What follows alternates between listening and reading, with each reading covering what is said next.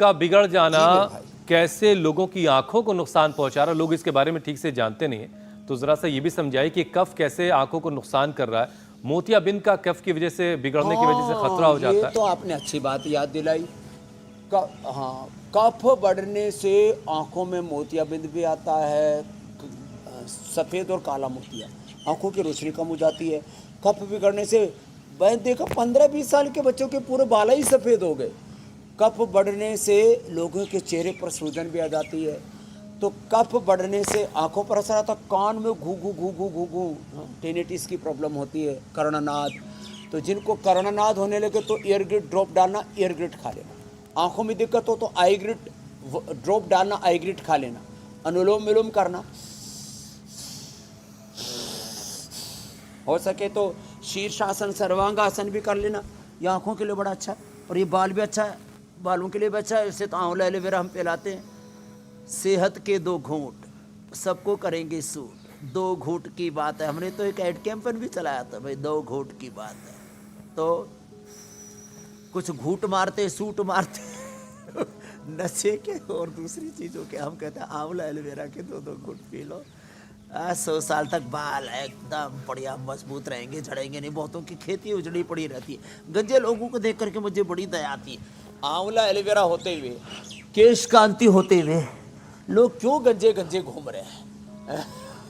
अच्छा स्वामी जी, जरा एक चीज और समझा दीजिए। इस बालक को तो ये देखो MND, ये बात बिगड़ने से वही है ना, क्या नाम बेटा? हाँ,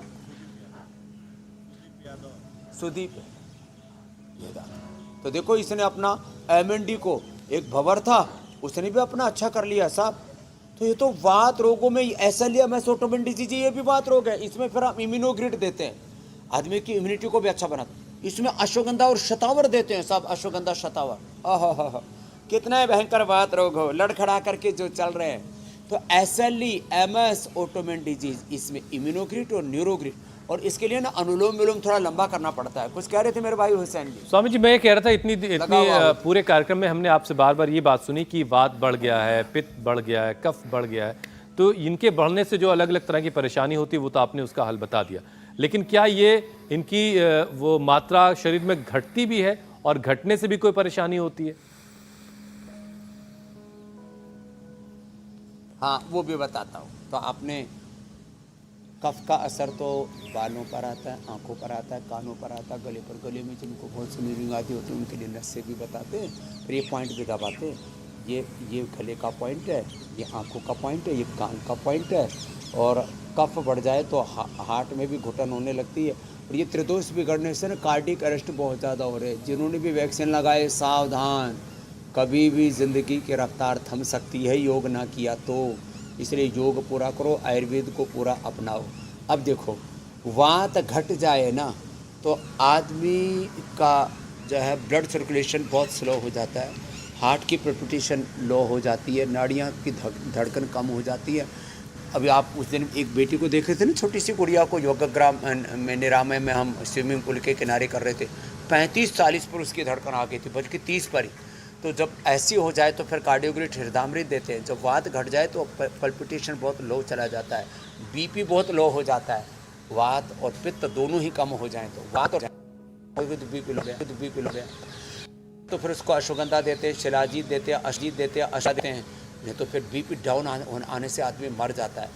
ऐसे ही कम हो जाता है, बिल्कुल डाउन चला जाता है तो आदमी का शरीर ही ठंडा पड़ जाता है। मैंने देखा मई जून में लोग कंबल और रजाई ओढ़ करके सोते हैं। तो फिर उनको कहते हुए दूध में थोड़ा हल्दी शिलाजीत ले ले, थोड़ा अश्वगंधा का सेवन कर ले, अश्वगंधा अरिष्ट पी ले मेरे भाई। और कफ कम हो जाए तो फिर वेट कम हो जाता, अंडर वेट की शिकार हो जाते हैं। उनको कहते हुए केला खा।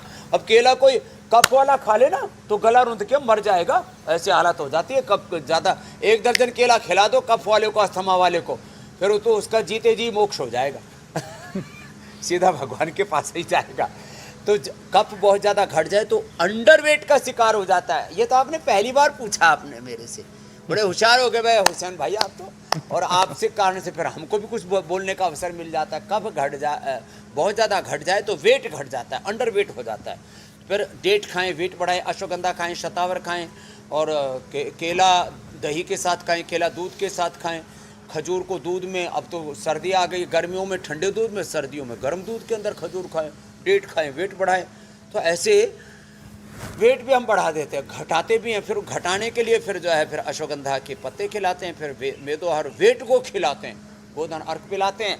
और प्राणायाम देखो, ये वेट को भी घटाता है, ये कैंसर को भी ख़त्म करता है, ये शुगर को भी कम करता है, ये इम्यूनिटी को बढ़ाता है। अब देखो, एक प्राणायाम सैकड़ों लाभ होते हैं, ये तो हम 2-4 लाभ बता देते हैं।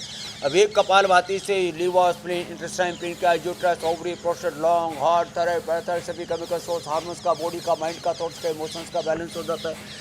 एक एक योग के एक एक जड़ी बूटी के सैकड़ों लाभ, उसमें सैकड़ों फाइटोकेमिकल्स होते हैं। भगवान ने पैक किए हुए, नेचर ने पैक किए हुए, एक एक जड़ी बूटी में सैकड़ों फाइटोकेमिकल्स, रासायनिक ऐसे गुण, धर्म, औषधीय शक्ति उसके अंदर पैक की हुई।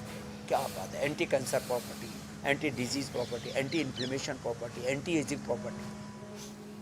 और कुछ पूछ लीजिए। इंडिया टीवी हर वक्त हर जगह डाउनलोड करने के लिए सर्च करें India TV news Google play store या ऐप स्टोर पर।